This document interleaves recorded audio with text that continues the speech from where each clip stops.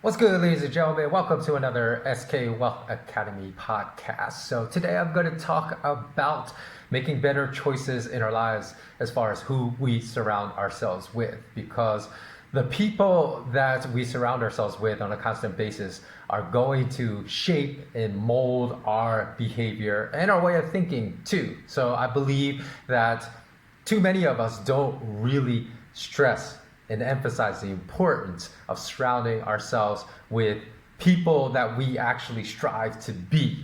So I think we should always try to find people that we admire, that we want to be more like what they exude. So therefore, their integrity and honor and courage and stick-to-itiveness, their discipline, will all rub off on us, because those are great qualities. Because if we tend to hang around people with really negative qualities, I also think their negative qualities will rub off on us. So for most of us, the most influential people in our lives will be our parents, our friends, and our teachers, simply due to the fact that prior to organized school-age activities, we will spend most of our time with our parents and our friends, from kindergarten onward with our school teachers and friends. But the truth of the matter is, as harsh as this may sound, many of us have friends, parents, and teachers that should not be influencing us. Now, many of us have friends and parents and teachers, and I do know I have great friends. I have friends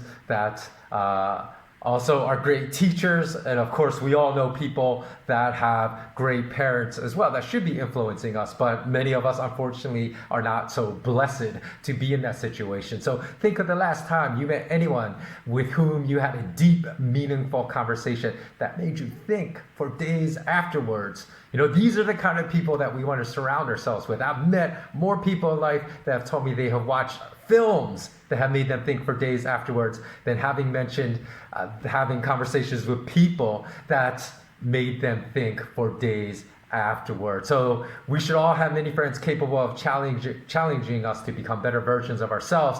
And the reality is that if we meet such a person capable of expanding our efforts of self-discovery once a year, if we meet just one such person, we are truly blessed. So how many of us have had exceptional parents and teachers that challenge us to only remain attached to beliefs that we critically tested, that have taught us important aspects of nutrition, critical to our quality of life, have delineated the skill of how to be happy, which is missing from many people's lives, from the non-life improving statement of do whatever makes you happy. If we have been lucky enough to have one teacher in our academic lives that has done this, then we are truly lucky. And how many of us have had exceptional parents that have encouraged us to exercise ethics and promote love in all we do, including our choice of occupation, instead of just telling us and instructing us, go get what's yours, go make as much money as possible, irrespective of what kind of impact and footprint you're leaving on your community and on humanity. How many of us have had exceptional parents and teachers that have challenged us to be a better person every year and to only engage in pursuits that do not exploit and hurt others, that have taught us to create more abundance in our lives by always expressing gratitude for what we already have and to be quick to love but slow to anger, have encouraged us to blaze our own paths and not just accept society's way of doing things because that's the way it's been done for hundreds of years, have facilitated the expansion of our thinking beyond the limitations of our race, nationality, and religion through triggering curiosity about life in other nations outside of our birthplace, and encouraged us to embrace the difficult times in our lives as events not to fear, but as opportunities to build great character. So if we have not had the fortune of having such people in our lives, then we need to ask ourselves why. Because such people exist in this world, and all of us should make an effort to find such people. And though few of us have been fortunate enough to encounter such people on a regular basis, and bless up to all those that do encounter such people on a regular basis, opportunities to continue our pathway to the highest possible expression of ourselves still abound through the pursuit and engagement of non-traditional alternative forms of self-education, regardless if we are 6 years of age or 80 years of age. So moving forward from 2020, as we become more connected by the internet with people all over the world, the opportunity to learn from a diversity of different-minded people that think differently has never been greater or more exhilarating. However, to truly learn, we must understand that certain concepts have been hammered home in us with repeated blunt force trauma in the classroom setting, in societal platforms, have simply been wrong. Many among us believe that the saying that that's the way it's been done for hundreds of years, so we should continue doing it that way, or described simply as tradition, is reason to believe in something, though there is a massive distinction between an observation, which describes a behavior, and critical testing that leads to verified truth.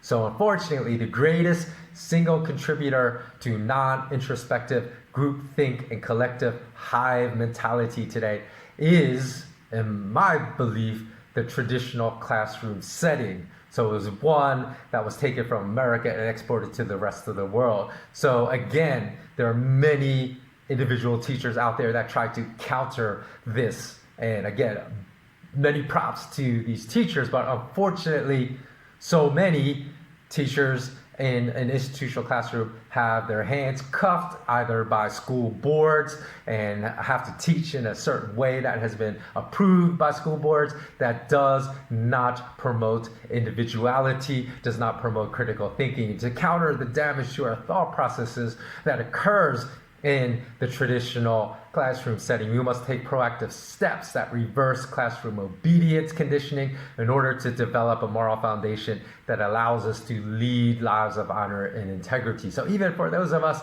fortunate enough to find great leaders in life, we will inevitably discover that we have accepted flawed teachings as truth from whatever teachers we have in our lives, because everyone is a teacher. So when I say teacher, I'm not just necessarily referencing the traditional academic setting teacher, because our parents are teachers, our friends are teachers, our nephews and nieces and our uncles and aunts are teachers, because those that are younger than us have much to teach us as well. We traditionally think, oh, only if that person's older can I learn from them. So it should be that way, because those that are older should be wiser, but sometimes those that are much younger are much wiser than people older than them. So we can learn from every single setting, and everyone we encounter is collectively, they are our teachers. So that's why I say be very, very careful who you surround yourself with in life, because even the wisest of men and women are prone to occasional flaws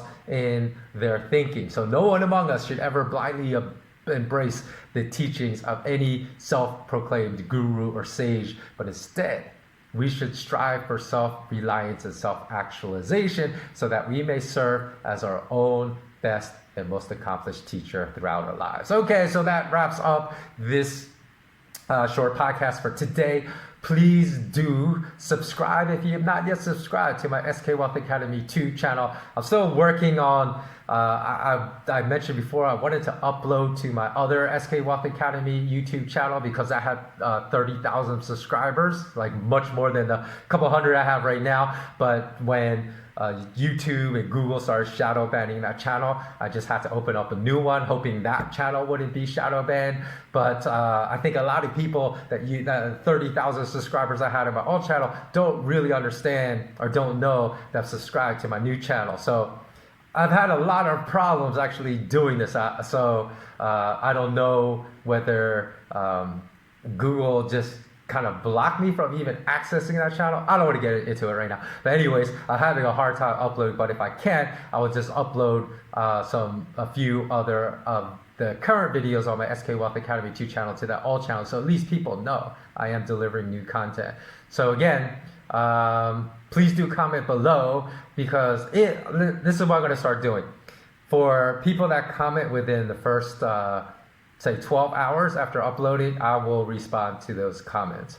And as always, remain intensely curious. And until next time, have a great and blessed day.